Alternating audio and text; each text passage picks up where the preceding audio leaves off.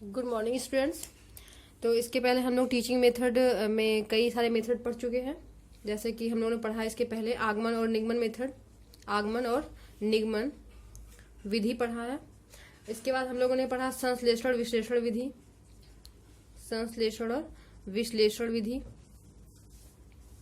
इसके बाद हम लोगों ने पढ़ा है एक्सपेरिमेंटल मेथड। तो आज हम शुरू करते हैं एक नया मेथड, एक और नई विधि, कुछ उसमें भी नया पाते हैं हम, और इसका नाम है ह्यूरिस्टिक मेथड। इसका नाम आप लोग सुने भी होंगे, ह्यूरिस्टिक मेथड यानी ह्यूरिस्टिक विधि। तो इसके जो भी आज नया क्लास में होगा, इसके पहले वाली वीडियो आप लोग देख लीजिएगा, जिसमें आगमन निगमन के बारे में बताया गया है, संश्लेषण और विश्लेषण विधि क्या होती है वो बताया गया है, एक्सपेरिमेंटल मेथड क्या होता है इसे बताया गया है। तो आज हम शुरू करते हैं ह्यूरिस्टिक मेथड।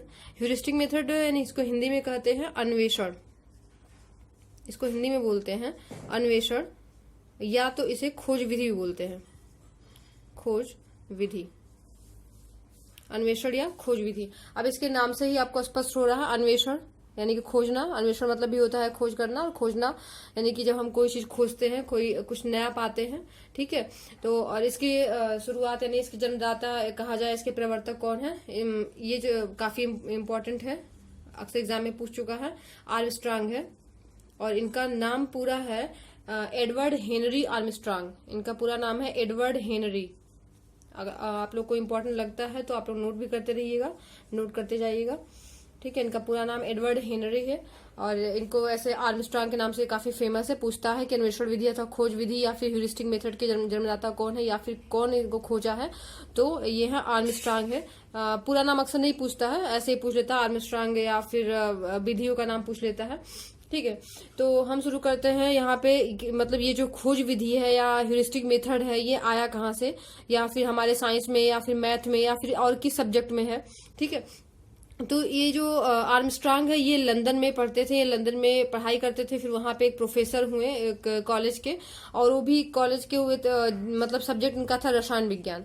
ये रसायन विज्ञान में प्रोफेसर थे, लंदन में रसायन विज्ञान में प्रोफेसर थे, और इन्होंने वहां पे सबसे पहले रसायन विज्ञान में ही इस मेथड का प्रयोग किया। या ध्यान रखिएगा, ये रसायन विज्ञान के प्रोफेसर थे, और सबसे पहले इस विधि का प्रयोग जो हुआ है, इस विधि का प्रयोग किया गया है, किसमें, रसायन विज्ञान में किया गया है। और इसके जो ह्यूरिस्टिक मेथड, इसका उत्पत्ति का कारण आप लोग नाम सुने होंगे, जो प्रसिद्ध वैज्ञानिक है आर्किमिडीज, काफी इनका नाम आप लोग सुने भी होंगे, आप पढ़े भी होंगे हाई स्कूल इंटर वगैरह में, इनके नियम वगैरह भी आए, इनके सिद्धांत आए हैं। तो इन्होंने जो आर्किमिडीज थे, इन्होंने जब मतलब ये खुद ही कुछ भी खोजते रहते थे, खुद कोई ना कोई हमेशा प्रैक्टिकल किए रहते थे। मतलब कुछ बच्चे होते हैं ना जो कि चुपचाप नहीं बैठते हैं, कुछ ना कुछ अपना करते रहते हैं, तो ये भी अपना कुछ खोज रहे थे। तो उस खोजने के दौरान इन्होंने जो है सोने का अपेक्षित घनत्व निकाला, सोने का इन्होंने खोजते खोजते इन्होंने सोने का क्या क्या अपेक्षित घनत्व निकाला। और चूंकि ये जो है खुद ही खोज रहे थे, मतलब ये नहीं कि मतलब कोई टीचर इनके साथ था या फिर किसी की हेल्प के द्वारा, मतलब ये खुद पढ़ाई कर रहे थे, और पढ़ाई के द्वारा और खुद प्रैक्टिकल करते करते इन्होंने सोने का अपेक्षित घनत्व निकाला। और इतने खुश हुए उसको खोजने के बाद, खोज करने के बाद, कि दौड़ते हुए लोगों से मतलब बोलते हुए गए यूरेका, मतलब ये अपने भाषा में बोले यूरेका। यूरेका मतलब यहाँ पे इसका मतलब होता है कि मैंने पता लगा लिया, यानी कि मैंने खोज लिया। यूरेका शब्द का इन्होंने इस्तेमाल किया वहां पे, और इन्होंने यूरेका का मतलब यहाँ पे क्या लिखा गया है, मैंने पता लगा लिया। इसका मतलब होता है मैंने पता लगा लिया या फिर मैंने खोज लिया। और इसी मैंने खोज लिया या मैंने पता लगा लिया को ह्यूरिस्टिक मेथड में यूज किया गया है। यानी कि ह्यूरिस्टिक मतलब क्या होता है, यहाँ पे भी ये जो ह्यूरिस्टिक मेथड होता है, यह यूरोस्को यानी ग्रीक वर्ड जो होता है यूरोस्को से बना, इसको ह्यूरोस्को पढ़ते हैं लेकिन लिखते हैं यूरोस्को, EURISKO, यूरोस्को लिखते हैं। ये क्यों सा, किस भाषा, किस वर्ड का है, ग्रीक भाषा का या ग्रीक शब्द है यूरोस्को। इसका मतलब होता है मैं खोज करता हूँ। ह्यूरिस्टिक मेथड में इसका जो मतलब होता है मैं खोज करता हूँ, और ये इसलिए लिया गया जब इन्होंने यूरेका बोला, यानी कि मैंने पता लगा लिया, तो इन्हें चूंकि खुद ही पता लगाया, इसलिए इस मेथड को यहाँ पे लाया गया, ह्यूरिस्टिक मेथड को लाया गया है। और यह जो ग्रीक वर्ड का शब्द है, ग्रीक वर्ड यूरोस्को का शब्द है, जिसका मतलब होता है क्या, मैंने खोज कर लिया या मैं खोज करता हूँ। मतलब जो इसमें स्टूडेंट होता है वह स्वयं ही खोज करता है, मैं खोज करता हूँ, ठीक है। जो इसमें स्टूडेंट होता है वह खुद ही खोज करने की स्थिति में होता है, मतलब वो खुद ही प्रयास करता है। यानी कि जब कोई बच्चे के सामने कोई समस्या रख दी जाती है, या फिर बच्चा खुद ही कोई समस्या ढूंढता है, कोई भी उसके सामने कोई ऐसी टॉपिक रखी गई है, कोई ऐसे सिद्धांत, कोई ऐसे नियम निकाले गए हैं कि कुछ बच्चे होते हैं जो उसको चुपचाप एक्सेप्ट नहीं कर लेते हैं, बल्कि क्या करते हैं, उसमें कुछ न कुछ खोजते रहते हैं।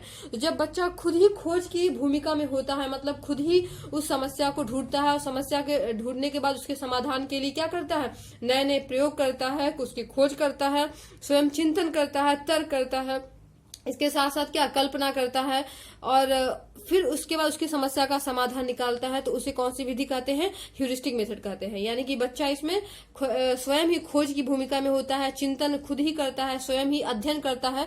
तो इस तरह से इसकी एक क्या क्वालिटीज हो गई कि बच्चे में क्या होता है, स्व अध्ययन की भी प्रवृत्ति धीरे धीरे इसके प्रति जाग जाती है।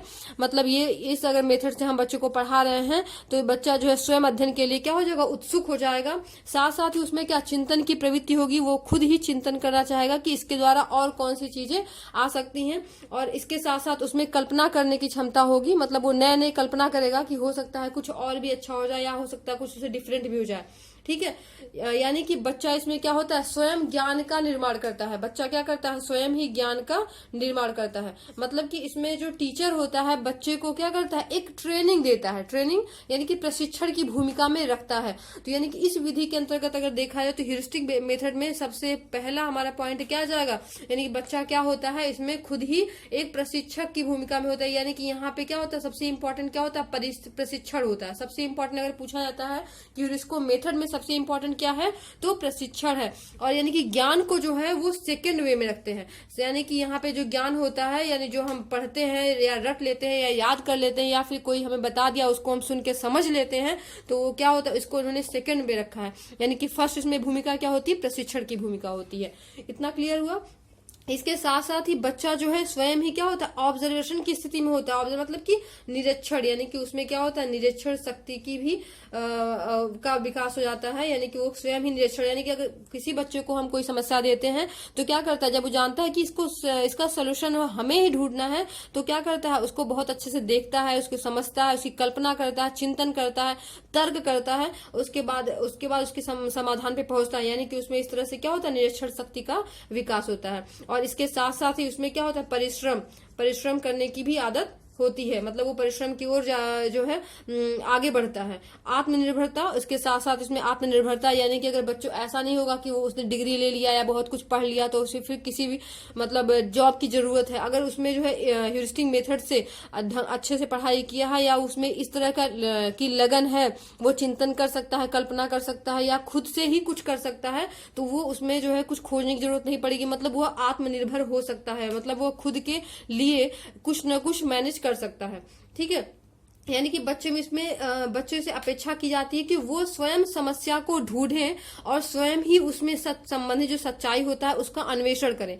मतलब कि कभी कभी होता है कि शिक्षक उसे खुद समस्या देते हैं, लेकिन यहाँ पे अधिकतर जो है बच्चे से अपेक्षा की जाती है कि बच्चा खुद ही कोई समस्या ढूंढे और उसमें जो सच्चाई है, उसमें जो सही है, उसका अन्वेषण करे, मतलब खोज करे। और इससे क्या होगा, ये चीज क्या हो जाएंगी, स्वाभाविक हो जाएगा। स्वाभाविक मतलब उसमें कुछ बनावटी नहीं रहेगा। ठीक है, और इस तरह से जो स्वाभाविक होता है वो ज्ञान क्या हो जाता है, वो अस्थायी हो जाता है।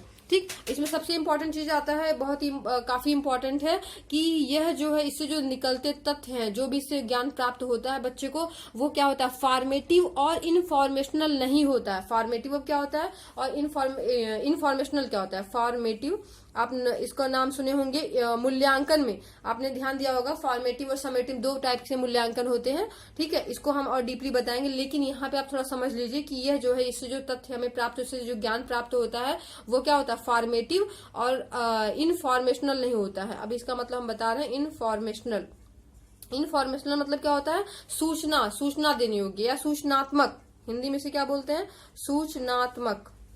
मतलब इससे ऐसा नहीं है कि केवल हमें बस एक बच्चे को सूचना मिल गया कि ऐसा है तो वैसा हो गया, वो उसने रट लिया। मतलब ये केवल सूचनात्मक यानी इन्फॉर्मेशनल नहीं होता है, इसको ध्यान दीजिएगा। ये इन्फॉर्मेशनल यानी कि सूचनात्मक नहीं होता है, फॉर्मेटिव भी नहीं होता है। अब देखिए फॉर्मेटिव क्या होता है, फॉर्मेटिव यानी कि निर्माण कर, या इसको निर्माणात्मक मूल्यांकन भी बोलते हैं। निर्माणात्मक मूल्यांकन मतलब क्या होता है, यहाँ पे जो हम आपको मूल्यांकन पढ़ाएंगे उसको डीपली पढ़ाएंगे, लेकिन निर्माणात्मक मूल्यांकन फॉर्मेटिव का मतलब होता है जो बच्चे के लिए, इसमें क्या होता है, बच्चे के लिए, यानी कि जो ऐसी शिक्षा जो मतलब कि बच्चे के लिए हो, या इसमें जो बच्चे के लिए नहीं, बच्चा खुद ही करता है। इसमें बच्चा खुद ही कोई टॉपिक, कोई ज्ञान, कोई सिद्धांत खुद ही निकालता है। ठीक है, तो इस यहाँ पे जो शिक्षण होगा वो फॉर्मेटिव नहीं होगा। ठीक, यहाँ पे क्लियर होगा कि फॉर्मेटिव और इन्फॉर्मेशनल नहीं होगा। इसके साथ साथ सबसे अधिक इंपॉर्टेंट ये है कि आप इसको जानते रहिए, ये क्या होता है, मनोवैज्ञानिक होता है। ये क्या होता है, मनोवैज्ञानिक, क्योंकि यह जो है इसमें बच्चा खुद ही कोई चीज खोजने पे या कोई चीज तर्क करने, कोई चीज कल्पना करने पे जोर देता है। तो यहाँ ये जो है क्या होता है, मनोवैज्ञानिक होता है। इससे कभी कभी इंपॉर्टेंट क्वेश्चन पूछता है, अभी हम बता रहे हैं आपको। इसके पहले हमने आपको पढ़ाया था एक्सपेरिमेंटल, आप उसको थोड़ा सा समझिए एक्सपेरिमेंटल में क्या होता है। अब कभी कभी कोई बच्चे पूछते हैं ना कि आखिर दोनों में अंतर क्या, वो भी तो इसमें होता है कि बच्चा काम करता है, बच्चा उसमें करके सीखता है। ठीक है, तो वो भी इस तरह की बातें आती हैं। तो इसमें आप थोड़ा सा अगर आप डीपली इसमें जाएंगे तो आपको इसमें अंतर मिलेगा। यहाँ पे मनोवैज्ञानिक इसको कहा गया। जो एक्सपेरिमेंटल होता है, एक्सपेरिमेंटल मेथड, इसमें कुछ स्टूडेंट पूछते हैं कि वो मनोवैज्ञानिक है कि नहीं, तो एक्सपेरिमेंटल मेथड भी मनोवैज्ञानिक है। लेकिन आप थोड़ा ध्यान देंगे कि इन दोनों में क्या अंतर है। कि मनोवैज्ञानिक अगर कभी कभी एग्जाम में पूछता है कि इनमें से जैसे कि क्वेश्चन हमें याद आ गया, एक क्वेश्चन आप लोग के लिए रखा गया है।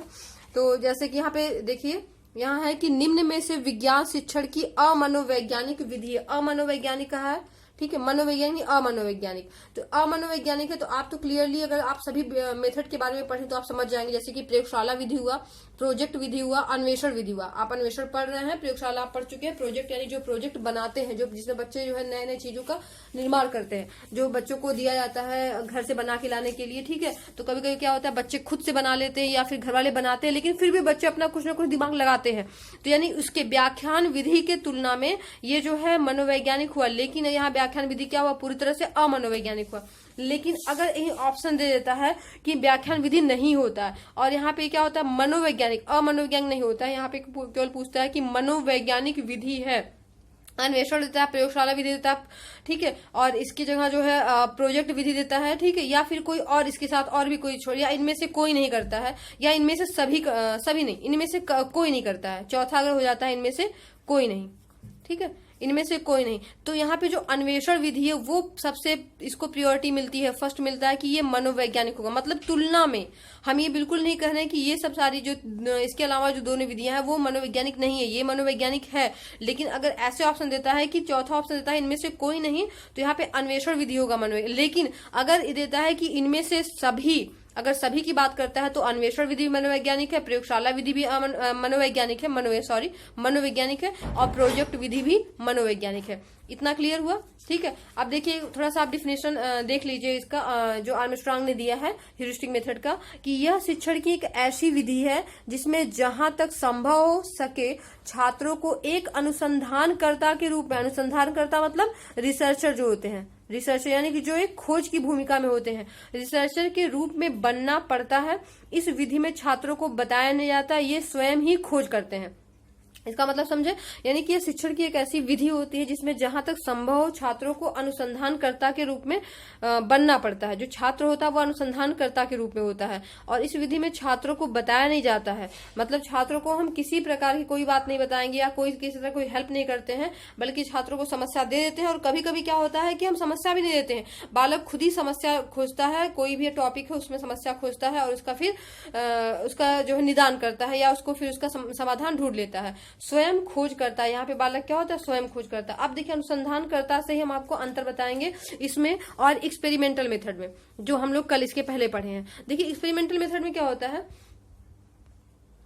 इसमें जब भी हम मतलब एक्सपेरिमेंटल की बात करते हैं पहले, तो हमने कल बताया था आपको जो एक्सपेरिमेंटल मेथड होता है, ठीक है, इसमें जो नियम प्रतिपादित होता है, मैं बार बार कहती हूँ, जो एक्सपेरिमेंटल यानी जो प्रयोगात्मक विधि होता है, जो पहले से नियम बना होता है, उस नियम को हम क्या करते हैं एक्सपेरिमेंटल मेथड में। एक्सपेरिमेंटल मेथड हम क्या उस नियम को करते हैं लैब में जाके, प्रैक्टिकल लैब में जाके क्या करते हैं, उसको हम क्या करते हैं, केवल सिद्ध करते हैं।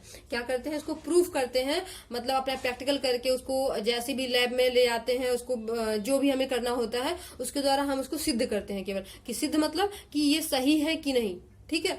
लेकिन वहीं पे जो ह्यूरिस्टिक मेथड होता है इसमें यह सिद्ध नहीं करना होता है, बल्कि हम क्या करते हैं, नए नियम का निर्माण करते हैं, या फिर नया कोई नियम क्या करते, नया नियम हुआ या फिर नया सिद्धांत हुआ, उसकी हम क्या करते हैं, खोज करते हैं या फिर प्रतिपादित करते हैं। एक बात ध्यान दीजिएगा, ऐसा बिल्कुल नहीं कि एक्सपेरिमेंटल मेथड में हम केवल पुराने नियमों को सिद्ध करते हैं। कभी कभी क्या होता है, जब हम पुराने नियम को सिद्ध करते हैं उसके साथ साथ कुछ नया भी हमें मिल जाता है।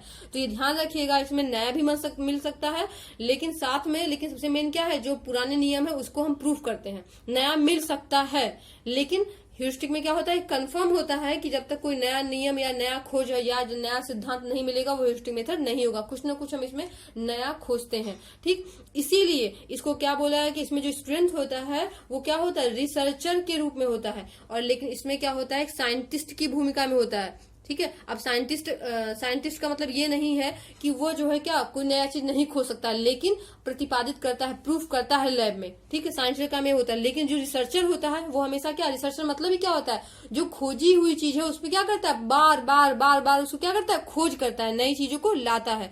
इसीलिए ह्यूरिस्टिक मेथड में स्टूडेंट जो होता है वो रिसर्चर की भूमिका में होता है, और जो एक्सपेरिमेंटल मेथड होता है उसमें जो स्टूडेंट होता है वो किसकी भूमिका में होता है, स्टूडेंट की भूमिका में होता है। ये ध्यान दीजिएगा, ठीक है। कभी भी ये मतलब अलग से कुछ मत कह दीजिएगा कि ये जो है क्या है, मनोवैज्ञानिक नहीं है या फिर ये मनोवैज्ञानिक है। ये दोनों विधियां ही मनोवैज्ञानिक है। इसके अलावा भी प्रोजेक्ट विधि भी जिसमें बच्चा कुछ करे, वो सारी विधियां क्या होती है, मनोवैज्ञानिक होती है। लेकिन अगर ऑप्शन ऐसे दे दिया इनमें से कौन सी मनोवैज्ञानिक है, और लास्ट में ऑप्शन दिया इनमें से सभी, तो ठीक है। और जैसे हमने बताया भी एग्जाम्पल, और इनमें से अगर कहा कोई नहीं, तो फिर आप क्या, पहले आप ह्यूरिस्टिक को ही प्राथमिकता देंगे, ठीक है। इतना क्लियर हुआ। अब आ जाते हैं हम थोड़ा सा इसके जो इसमें डीमेरिट्स हैं, इसमें जो थोड़े से दोष होंगे, ठीक है। अब इतना आप लोग पढ़ चुके, दोष तो अपने आप ही बता देंगे। जैसे कि यह जो है इसमें क्या होता है, ये सबसे मेन आप लोग को जो हमेशा याद रहेगा, इसके पहले आपने पढ़ा है क्या, खर्चीली विधि होती है।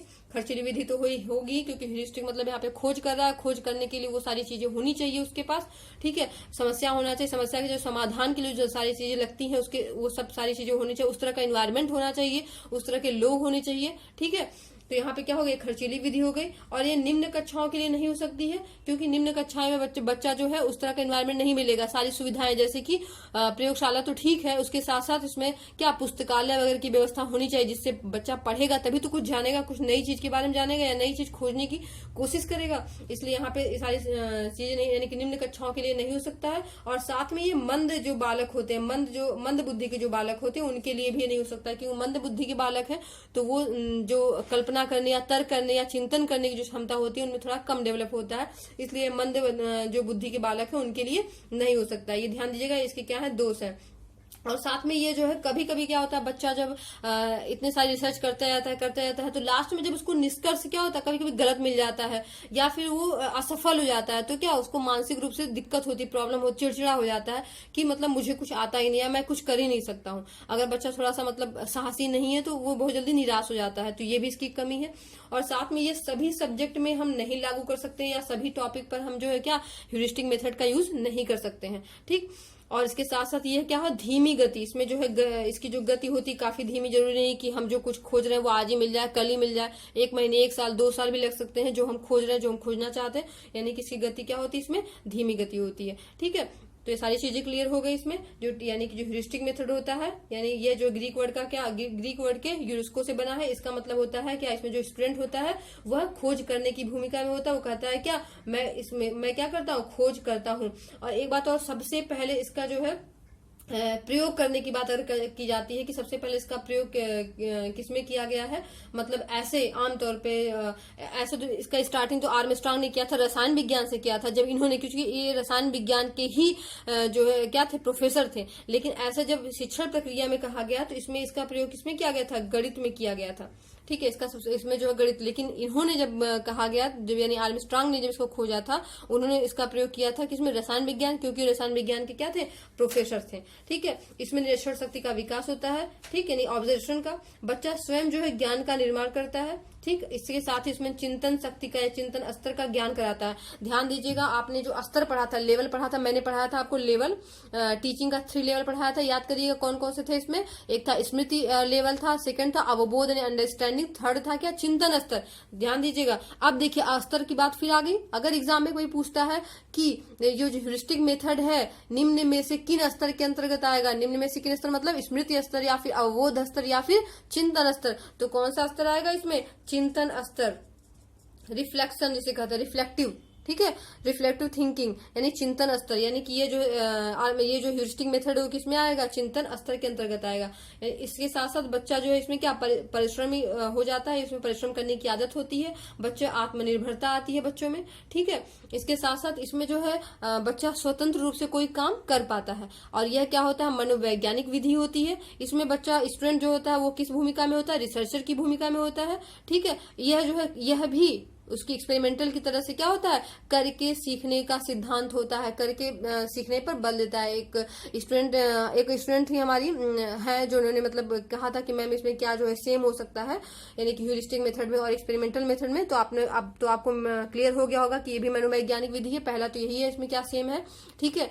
इसके साथ साथ भी हमने बताया, ठीक है, इसमें बहुत सारी चीजें आपको मिल जाएंगी, जैसे करके सीखने का सिद्धांत है, उसमें भी हम लोग क्या करके सीख रहे थे और इसमें भी करके सीख रहे हैं। लेकिन बस ये है कि उसमें जो है थोड़ा बहुत टीचर्स हेल्प कर देता है, टीचर जो है उनके साथ रहता है लैब में, कुछ होने नहीं देता है या फिर कुछ गलत सही होता है तो उसमें बताने के लिए। लेकिन यहाँ पे बच्चा क्या होता है, उसको स्वतंत्र छोड़ दिया जाता है कि वो खुद खोजे, इसमें कोई समय का लिमिटेशन नहीं होता है, ठीक। तो यानी बहुत सारी चीज इसमें। इसके साथ साथ अगर आपको लगता है कुछ चीजें आपको छूट गई हैं या फिर कुछ चीजें और होनी चाहिए थी तो आप बताइएगा कि उसमें क्या प्रॉब्लम आ गया, फिर क्या दिक्कत है, आप कमेंट बॉक्स में लिखिएगा, ठीक है।